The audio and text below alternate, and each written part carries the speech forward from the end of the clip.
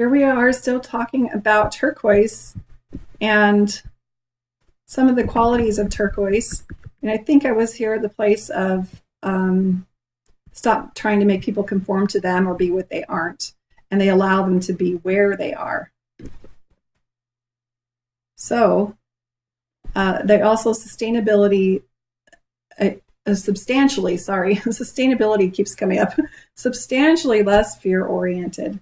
They're not seduced by the ideas of an afterlife. They're not seduced by ideas of damnation or punishment, so they can't be manipulated. Plus, they can see the motivations in the other levels, and so they know when they're being conned. They know when they're being coerced, and so they just don't have much patience for that. They don't need it. They're able to orchestrate and create using multiple perspectives. This is the greatest, gift that we have in turquoise. They stop worrying about the correct way to do things and instead do it in ways that'll work out best. So do what works for you.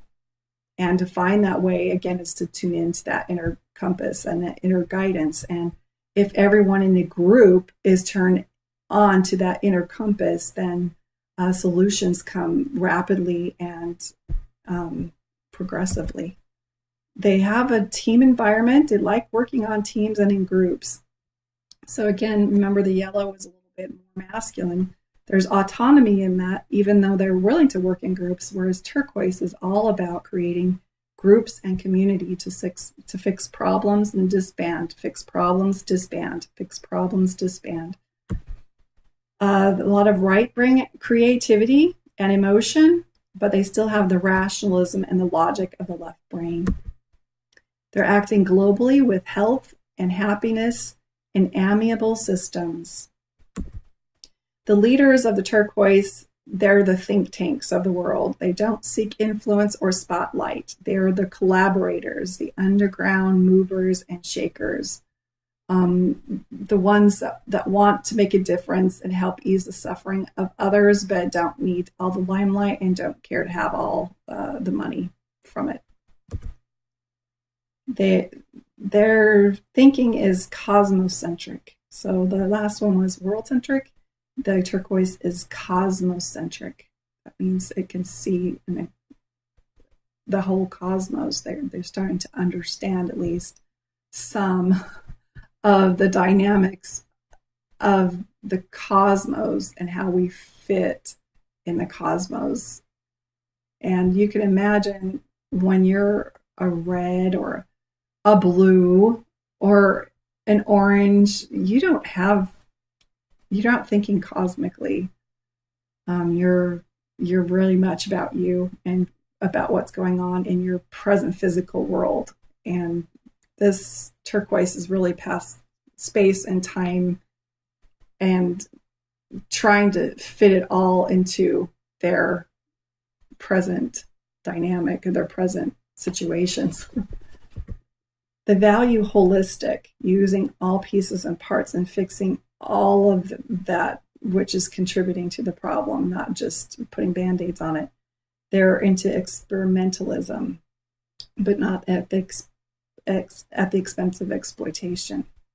They have a reverence for all sentient beings. So they realize there's no need to destroy animals to test this and that, but they do want to experiment. The percent of the population on the planet that is turquoise is 0.01% or 1% influence. So there again, we have that ratio. Even though there's only 0.01% of the planet, their influence is tremendous, like 10% higher than,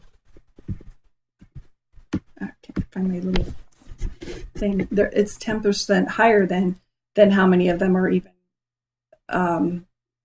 in that place of thinking. So that's interesting. That ratio is fascinating. Again, the higher your consciousness, the increase of influence you have on the whole. So that is turquoise. A little bit more about some of these At each level, the groupthink is not aware of the other levels. In fact, they see the other levels as dangerous, evil, silly, crazy, and threatening.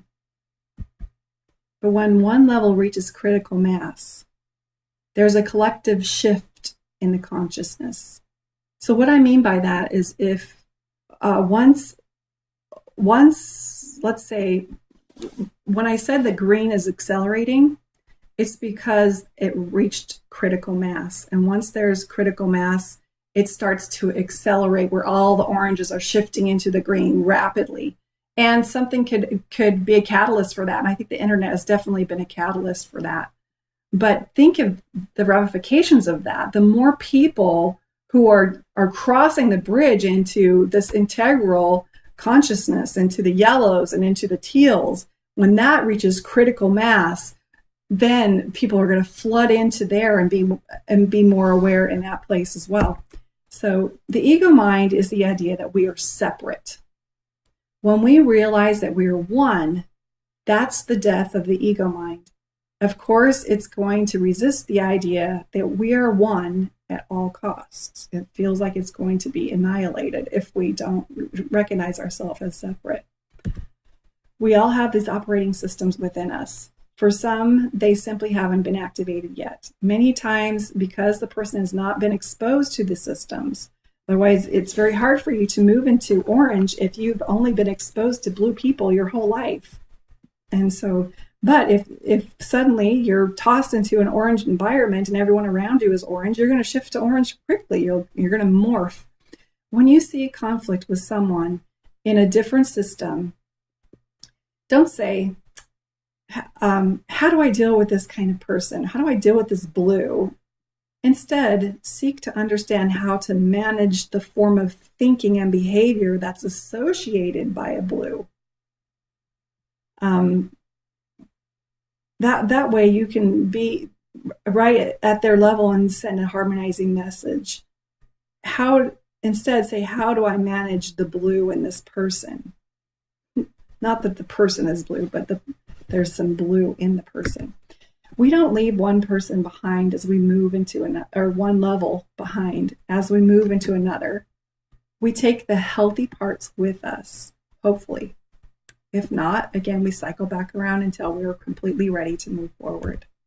We may be one color of thinking in one subject and another color with another subject. So that's where we have very religious entrepreneurs. They're maybe be really balanced in their blue and in their orange.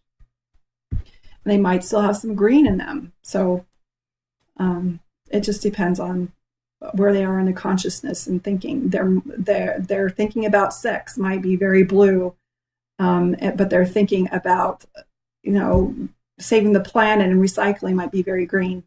That's what I mean by that. So the question is, where are you on the spectrum? And I wrote this quite a bit ago, like last year. So some of these questions might be old, but they're a good thing to ask to help you understand some things. Where do you think you fit on the spectrum? You're probably not an orange or a green or a blue or any of those. You have percentages of those still in you. So it'd be interesting to see what you think you are. Where are most of the people in your sphere of influence on the spectrum? Because they're influencing you. Where's Donald Trump on the spectrum? He might look really super orange to people. He might even look red to people. Where's Hillary Clinton on the spectrum? She would probably be considered more of a green. Where is ISIS and other terrorist groups? Where are oil companies? Anytime you expand your consciousness to include other perspectives, you are participating in the expansion of the consciousness of the planet. So your growth and development is affecting the growth and development of the whole. It's the greatest gift you can offer is for you to wake up and grow up. Consider that we are in the central stage in the human condition of just about seeing the world in a whole new way.